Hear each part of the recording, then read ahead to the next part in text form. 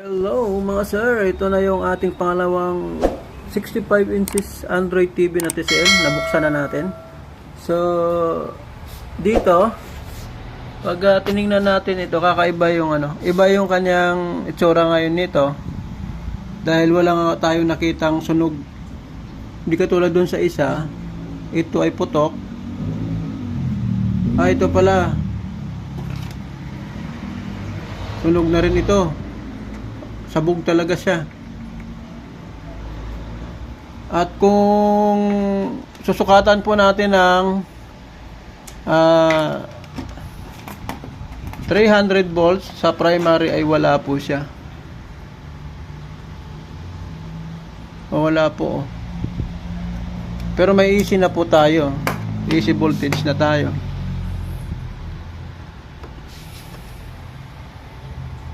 Meron po tayong 230 ba yan? Tama.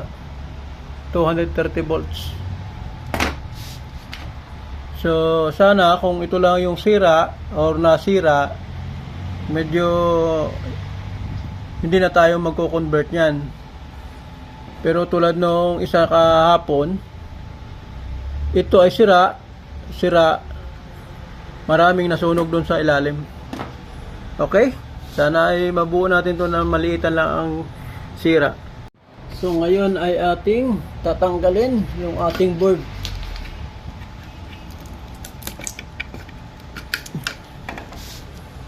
So wala tayong videographer. Tayo ang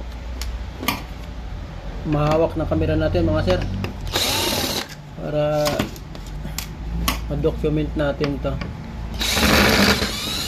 Para iwas lang din sa maraming tanong sa may-ari. Papanood na lang natin doon sa may-ari yung ating video. Okay? Oh my goodness. So ganito rin ang nangyari doon sa ilalim nung isa eh. May putok din. Wala. Ay mukhang parehas yung kahinatnan nito. Ayan oh. Sunog sa ilalim.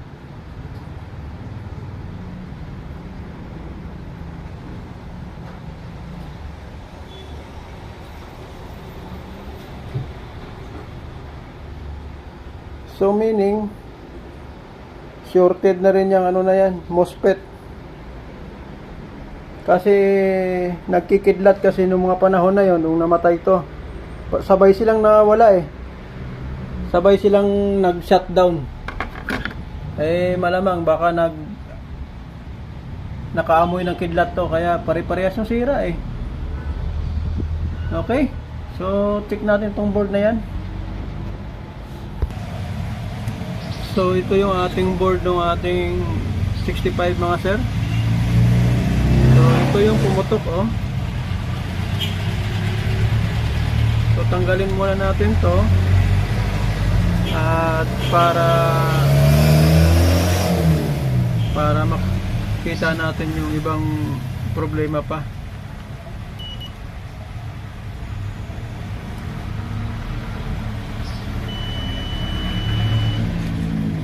Kasi pumutok ito eh oh. Yung resistor sa drain sa tama.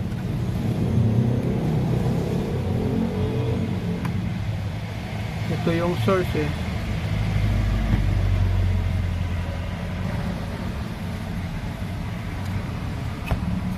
Itong 0.33 hindi mo siya makita. Ito pa sa ilalim yung damage. Ayan oh. Putok din pala siya. So walang pinagkaiba doon sa unang board natin na itong dalawa ay sibak din.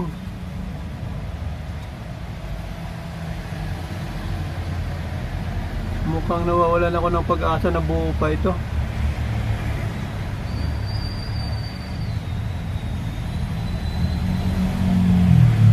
Putok din itong 220 or 22 ohms so papunta rito sa IC galing dito sa MOSFET. So wala na rin, magko-convert na rin tayo rito kasi tiyak sira to. Kasi pumasok na dito yung supply niyan. Ayan o. Putok itong resistor na tong malaki na surface mounted.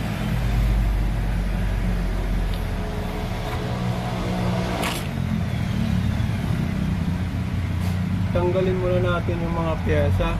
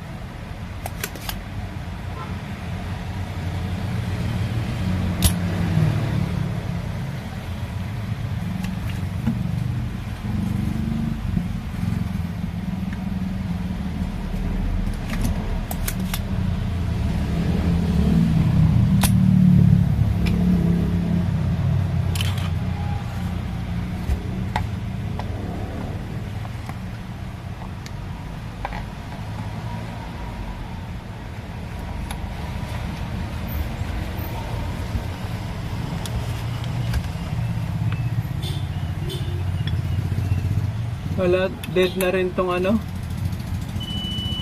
ating MOSFET. So tama yung hinala ko na pumasok na rin dito yung supply na yun kasi putok din to, oh.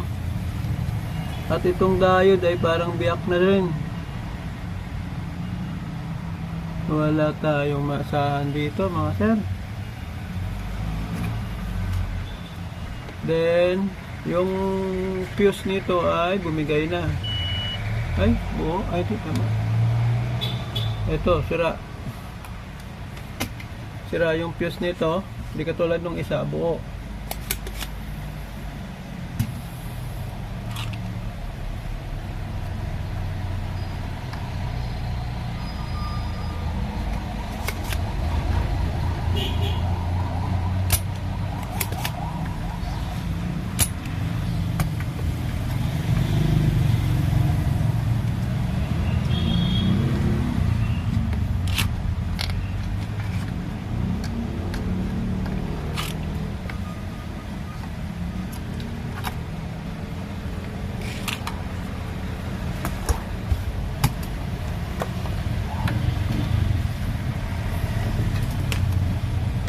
Check nga natin yung mga ano, mga rectifier na to.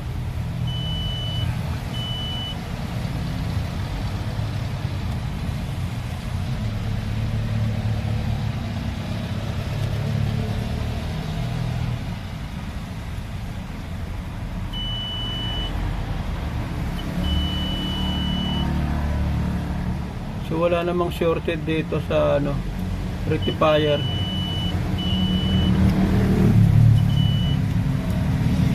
Okay.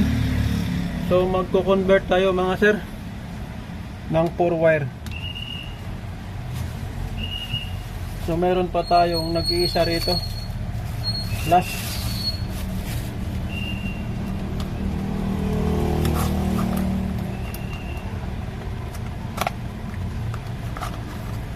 Ito. Yan.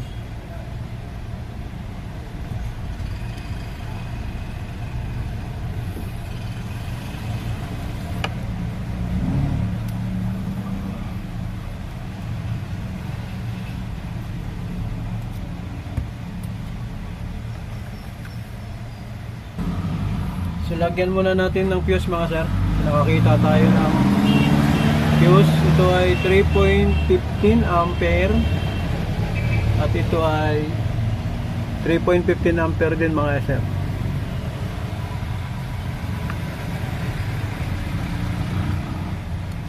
Tapos i-plug in natin.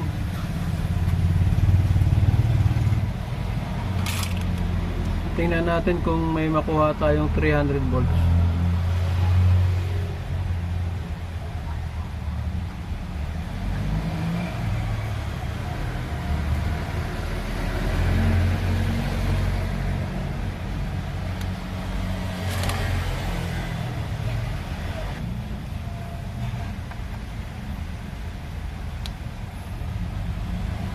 Try natin i-plug in.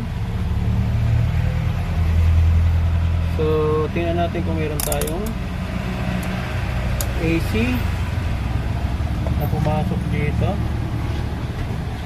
After ng fuse, so meron na tayong 230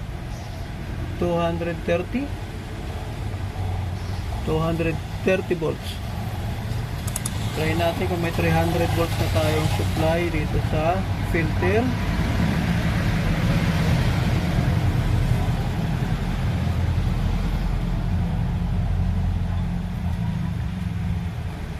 Meron na tayong 300 volts mga sir.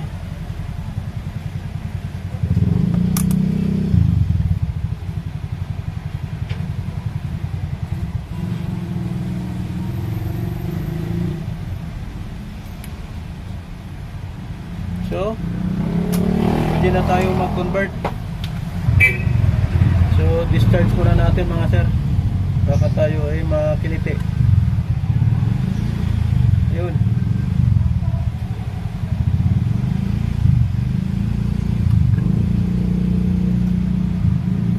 Tingnan natin kung meron pang supply. So, may konti pa. Pero 2 volts na lang po, kaya na yan.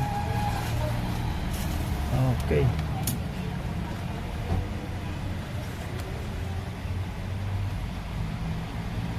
So ganito po, umpisahan natin dito sa ating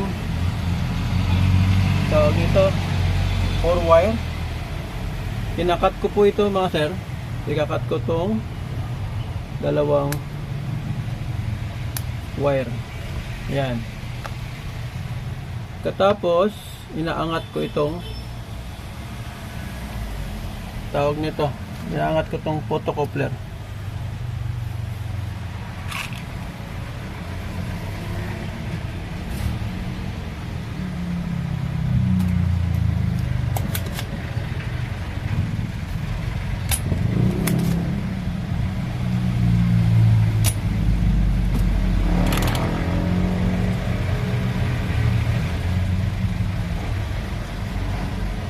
Ayan, ganyan po. Tabi-tabi natin ito ng konti. Ayan.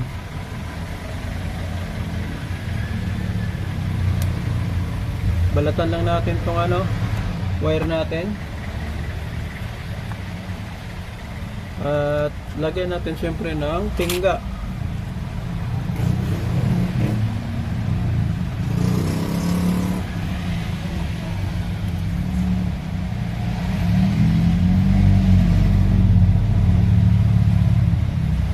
Nasa sa inyo po kung saan nyo ilalagay yung kulay. Wala namang specific dyan. Ayan. Then itong photocoupler na connected dito sa ating transformer na to para sa standby. Ito yung ating iaangat dito sa secondary. Ito.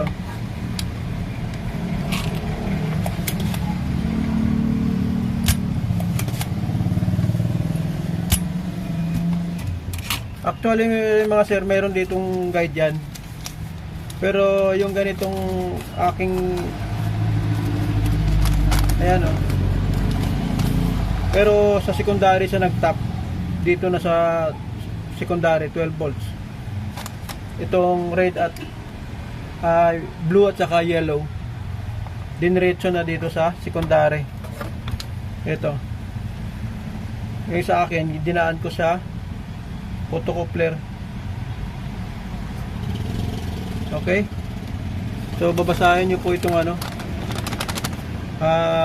pinaka-booklet nya or guide. Then, iangat mo siyempre ito mga sir. So, may marking naman po yung ating photocoupler. Susundan lang po natin yan. So, parehas lang din po ang facing nyan. So, kung paharap dito, yan din po yung, ito yung yellow, ay dito sa side na to. So, linisin lang natin yung ano. Kaya bang lumusot? Tingnan natin. Hindi.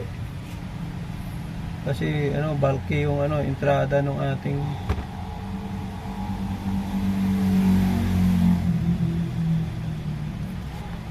putulin na nga lang talaga.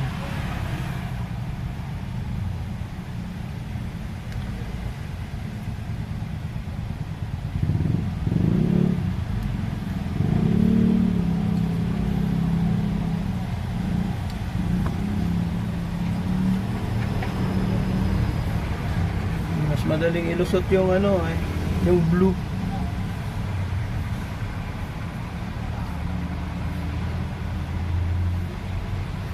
Ayaw talagang pumasok nito. Yan, putulin na lang tuluyan. Yun.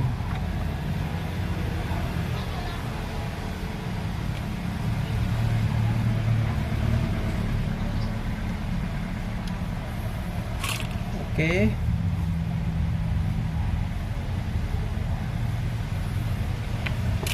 So, yun po yung koneksyon ng wire na blue at saka yellow.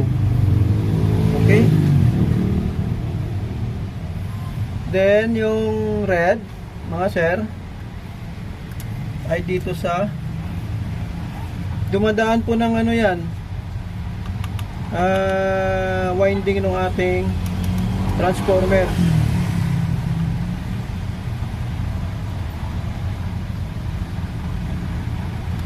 Ito oh. Wait, saan na ba yun?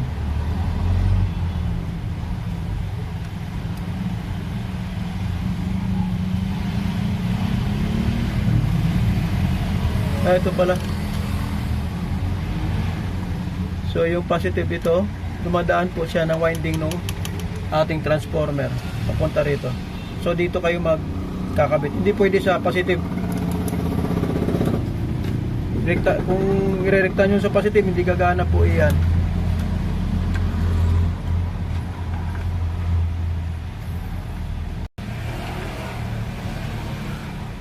Yan. So, andito siya.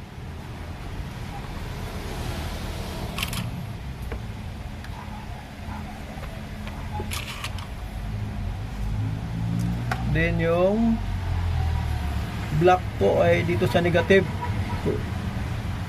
Pero andito po yun sa, andito yung butas ng resistor na yan. Dito na tayo maglalagay. Ayan.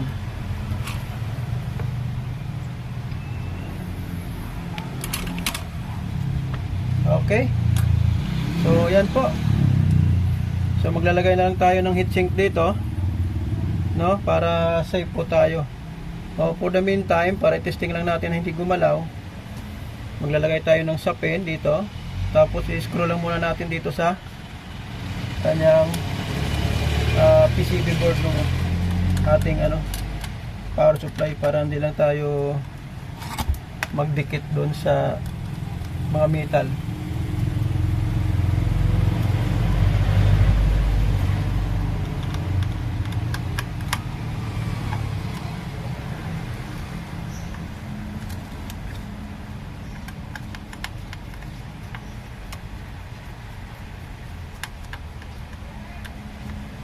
So yan, safe na tayo rito. Okay. So, sana ay nasundan niyo mga sir yung aking wiring na yan.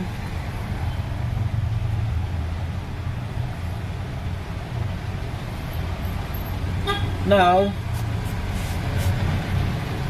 ating pa-plug in mga sir kung meron tayong sekundaryong masusukat. Okay, let's see.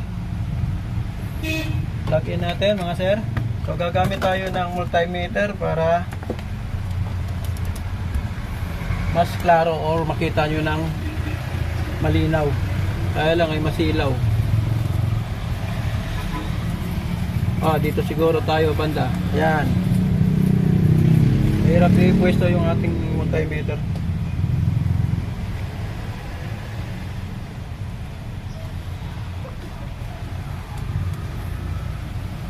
Medyo luma na itong ating multimeter mga sir.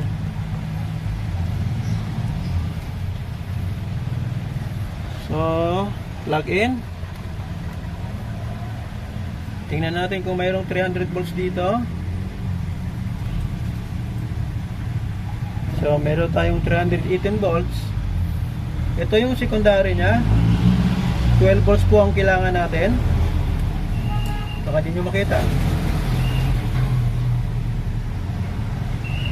So, meron tayong 12.36.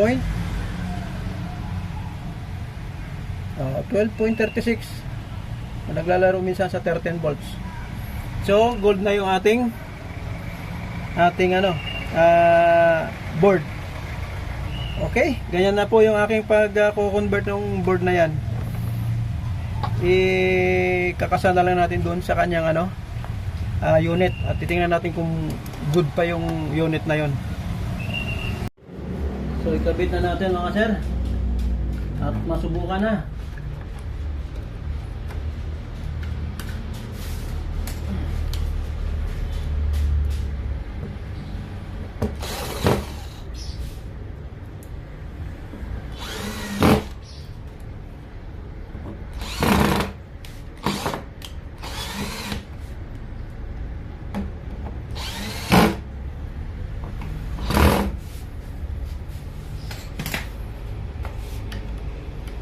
Kabit natin itong ating socket.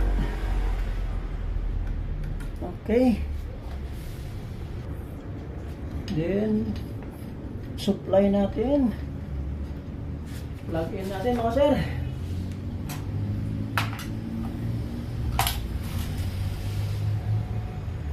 Yun o.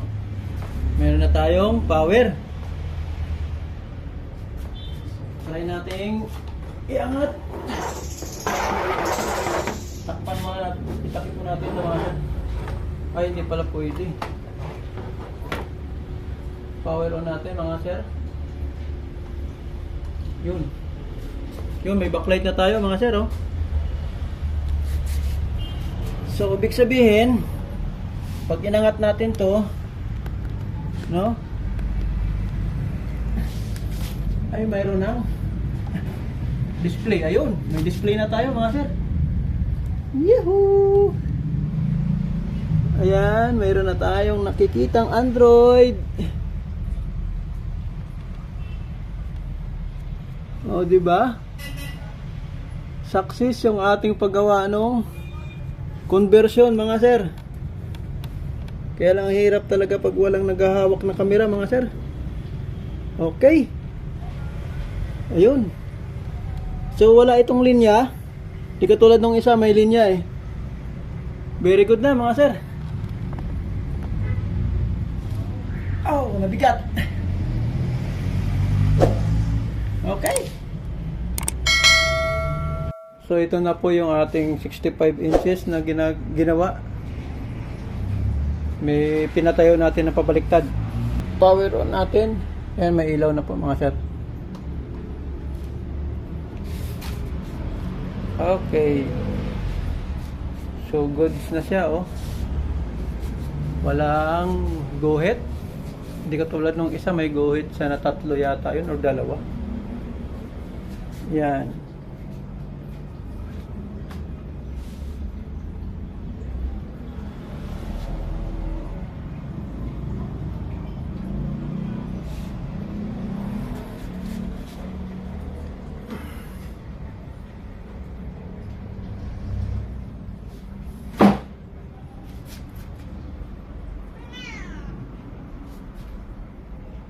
Okay. So, yan po. So, waiting na lang po sa signal. Okay, it's DMI2 ang nakalagay. So, wala po tayong nakikitang guhit dito. Very good ito. Okay.